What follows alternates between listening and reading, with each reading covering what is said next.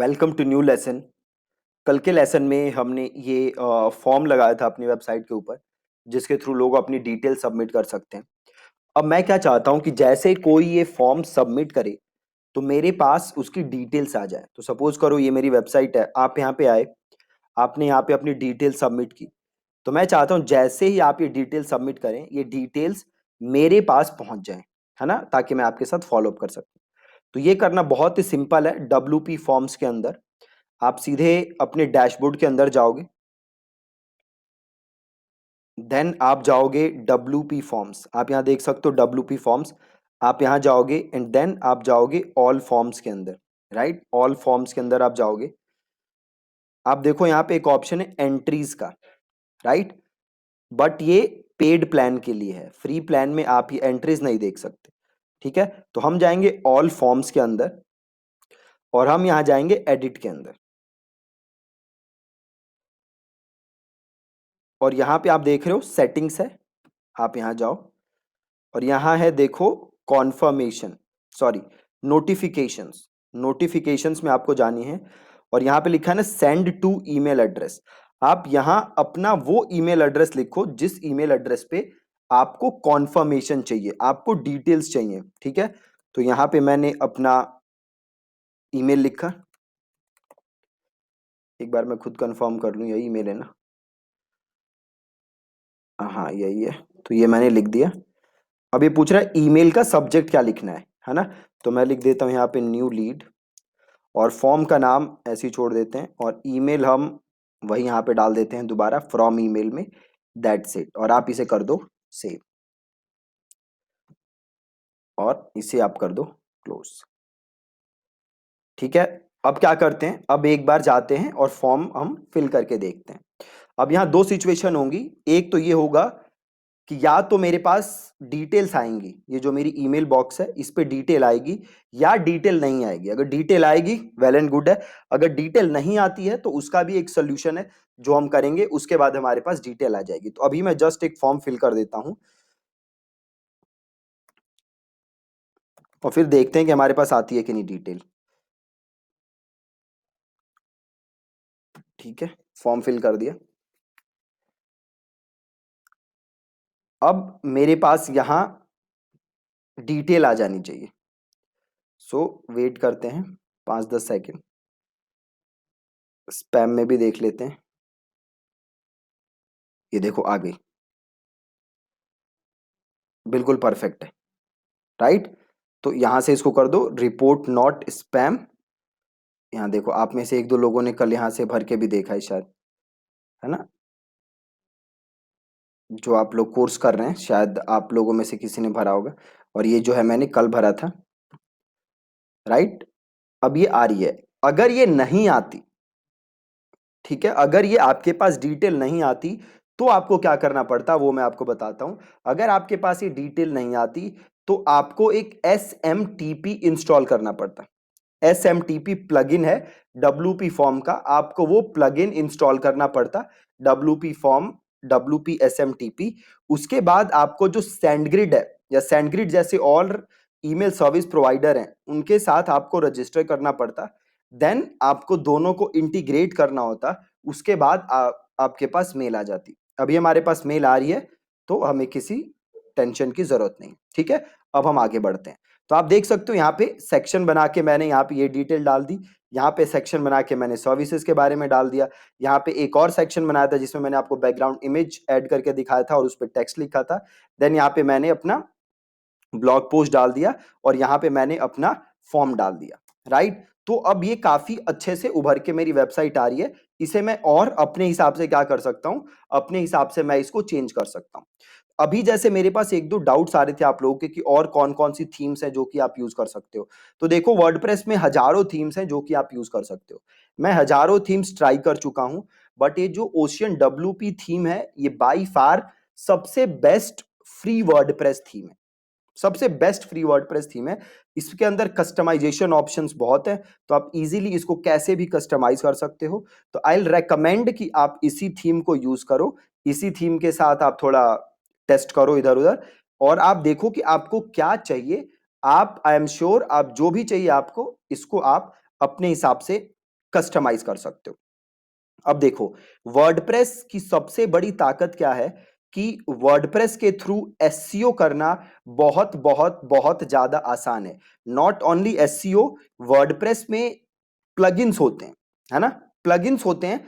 तो आपको जिस चीज की भी जरूरत है उसके लिए आप प्लगइन इंस्टॉल कर सकते हो और अपना काम कर सकते हो। जैसे एंड्रॉइड में एप्स होती है ना, सपोज आपको टॉर्च चाहिए और आपके फोन में इनबिल्ट टॉर्च नहीं है, तो आप क्या करते हो, आप जाके टॉर्च ऐप इंस्टॉल करते हो एंड्रॉइड प्ले स्टोर से और टॉर्च आपके फोन में आ जाता है। सिमिलरली वर्डप्रेस में आपको जो चीज भी चाहिए उसके लिए आप सिंपल क्या कर सकते हो, प्लगइन इंस्टॉल कर सकते हो और उसे एक्टिवेट करो, इंस्टॉल करो और आपका काम बन जाएगा, है ना। तो कोई भी काम आप थ्रू प्लगइन्स वर्डप्रेस के अंदर कर सकते हो। अब हम आते हैं, ये तो हमारा होम पेज है जो हमने बनाया है, राइट, और ये है हमारा ब्लॉग पेज। ब्लॉग पेज पे क्या आ रहा होगा, हमारे जो लेटेस्ट ब्लॉग्स हैं वो यहाँ पे आ रहे हैं ब्लॉग पेज के अंदर, राइट। ब्लॉग के अलावा आप यहां देखो हमने और पेजेस बनाए थे, जैसे हमने बनाया है कोर्स का पेज, ठीक है। अब मैं क्या चाहता हूं, इस कोर्स के मेन्यू के अंदर दो सब मेन्यू, जैसे ही मैं इस कोर्स को क्लिक करूं तो इसके अंदर मुझे सब मेन्यू दिखे, इसके अंदर मुझे दो पेजेस अलग से दिखे, ठीक है। तो सपोज मैं कोर्सेज के अंदर दो पेजेस क्या चाहता हूं, एक मैं चाहता हूं से फेसबुक एड्स कोर्स, एक मैं चाहता हूं गूगल एड्स कोर्स। वो कहां दिखे, इस कोर्सेज के अंदर सब मेन्यू दिखे, है ना। तो उसके लिए मुझे क्या करना पड़ेगा, सबसे पहले मुझे दो पेजेस बनाने पड़ेंगे। तो मैं पेजेस पे जाऊंगा और देन मैं करूंगा एड न्यू। ऐड न्यू किया मैंने और इसका मैंने नाम लिख दिया सपोज फेसबुक एड्स कोर्स, और इसको मैंने किया पब्लिश, ठीक है, इसे किया मैंने क्लोज और मैं वापस गया ऐड न्यू पे और इसको मैंने किया गूगल एड्स कोर्स, ठीक है, इसको मैंने किया गूगल एड्स कोर्स और इसे मैंने किया यहां से पब्लिश पब्लिश। अब मैं क्या चाहता हूं कि ये जो दोनों पेजेस हैं ये इस कोर्सेज के अंदर सब मेन्यू दिखे, सब मेन्यू, ठीक है। तो ये करना बहुत इजी है। क्या करना है मुझे, मुझे सबसे पहले जाना है अपीयरेंस में, देन मुझे जाना है मेन्यूज के अंदर,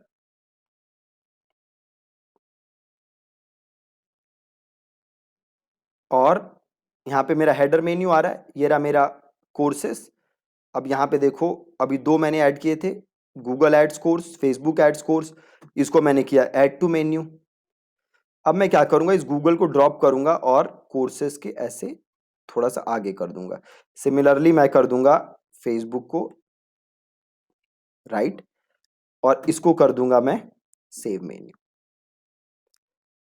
बहुत ही सिंपल। अब मैं वापस जाता हूं और इसको मैं करता हूं रिफ्रेश। अब आप देखो कोर्सेज के अंदर मुझे दो सब मेन्यू दिख रहे हैं, Google ads course, Facebook ads course. अब अगर मैं कोर्सेज पे क्लिक करता हूं तो कोर्सेज वाला पेज अभी भी क्लिक हो रहा है। मैं चाहता हूं कि ये कोर्सेज वाला पेज क्लिक ना हो, जस्ट गूगल और फेसबुक दिखे, ये कोर्सेज वाला क्लिकेबल ना हो, राइट। तो मैं क्या करूंगा, सिंपल है, मैं वापस आऊंगा यहाँ कोर्सेज के अंदर और इसको मैं कर दूंगा डिसेबल लिंक, राइट, इसको मैंने कर दिया डिसेबल लिंक और इसको मैंने कर दिया सेव मेन्यू, ठीक है जी, डिसेबल लिंक और फिर मैंने किया सेव मेन्यू। अब मैं वापस आता हूं अपने यहाँ पे, अपने वेबसाइट पे, और कोर्सेज का लिंक देखो अब क्लिक नहीं हो रहा कोर्सेज, ठीक है। ये गूगल एड्स कोर्स क्लिक हो सकता है बट वो वाला पेज कोर्सेज अब क्लिक नहीं होगा, राइट। तो हम आ जाते हैं अपने होम पेज पे। अब ये मेरी बाकी पेजेस थे, जैसे ये कॉन्टेक्ट अस है, अब मुझे इन्हें डिजाइन करना है। तो इसे मैं कैसे करूंगा, तो वापस मैं आया कॉन्टेक्ट पेज पे, ठीक है।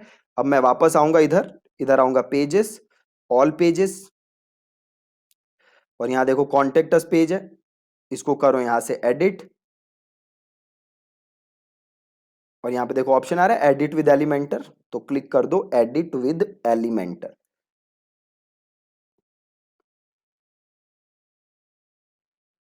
बहुत ही ज्यादा सिंपल है। अब देखो यहाँ प्रॉब्लम क्या हो रही है कि अगेन इस पेज में भी ये साइड में साइड बार आ रहा है और ये सारी चीजें आ रही हैं, ब्रेड क्रम्ब आ रहा है, टाइटल आ रहा है, तो मुझे ये सब नहीं चाहिए, राइट। तो ये डिसेबल करने के लिए क्या करूंगा, एग्जिट टू डैशबोर्ड जाऊंगा इस पेज को मैं बेसिकली फुल विथ कर दूंगा, है ना।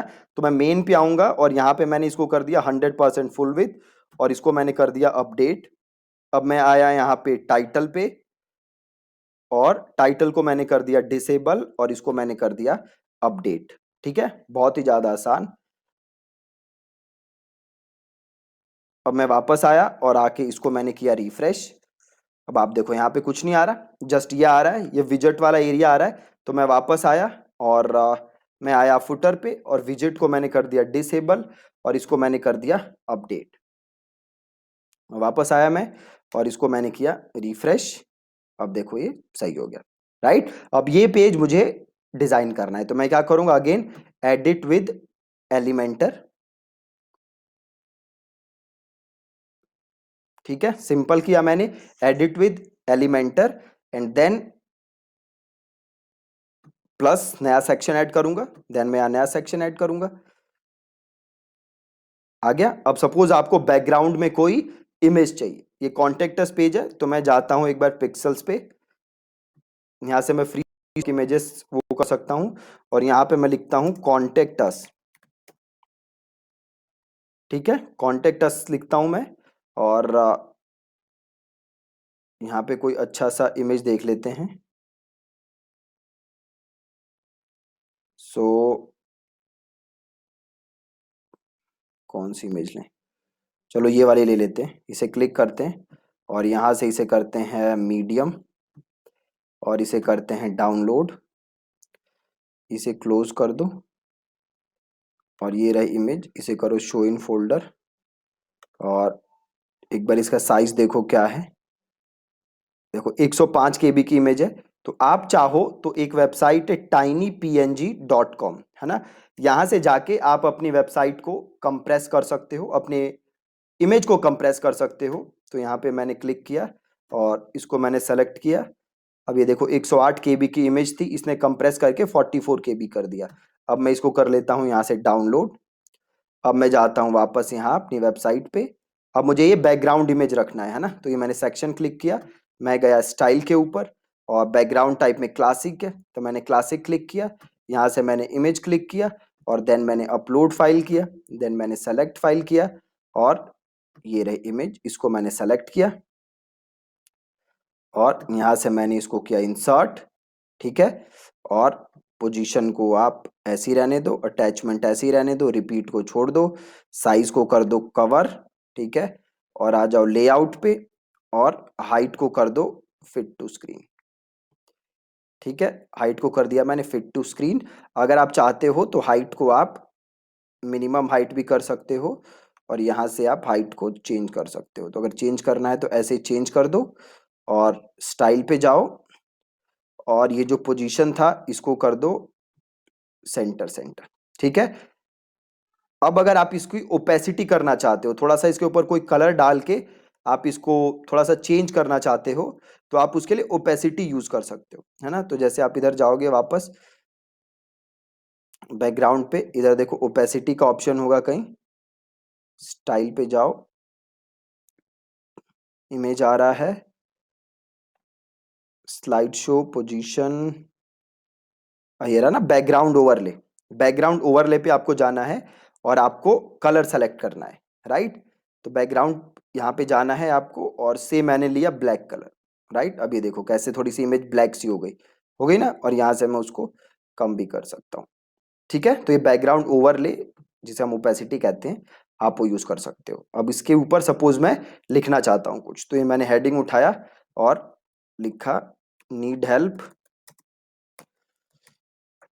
ठीक है, और इसको करते हैं यहाँ पे सेंटर और स्टाइल करते हैं, टाइपोग्राफी पे जाते हैं और यहाँ से मैं इसको करता हूँ न्यूनीटो और कलर चेंज करके मैंने कर दिया वाइट और वापस टाइपोग्राफी में आया और इसको मैंने फॉन्ट बड़ा कर दिया। ठीक है, और इसको मैंने कर दिया अपडेट। ठीक है, अब इसके नीचे आप और अपना चीज़ें डाल सकते हो, जो भी आपका फ़ोन नंबर है, ईमेल एड्रेस है, वो नीचे आप डाल सकते हो। ठीक है, तो सेम मैंने यहाँ पे एक नया सेक्शन बनाया, एक ये सेक्शन लिया मैंने। ठीक है, और इनर सेक्शन लिया मैंने एक और इसके अंदर मैंने इनर सेक्शन डाला। और मैं वापस गया और यहाँ से मैंने आइकन वाला उठाया, ठीक है, और इसको मैंने कर दिया आइकन लाइब्रेरी में जाके फोन, ठीक है, ये रहा फोन, और इसको कर दिया मैंने इंसर्ट, ठीक है, और अब मैं ले लेता हूँ हेडिंग, इसके नीचे डाल देता हूँ, और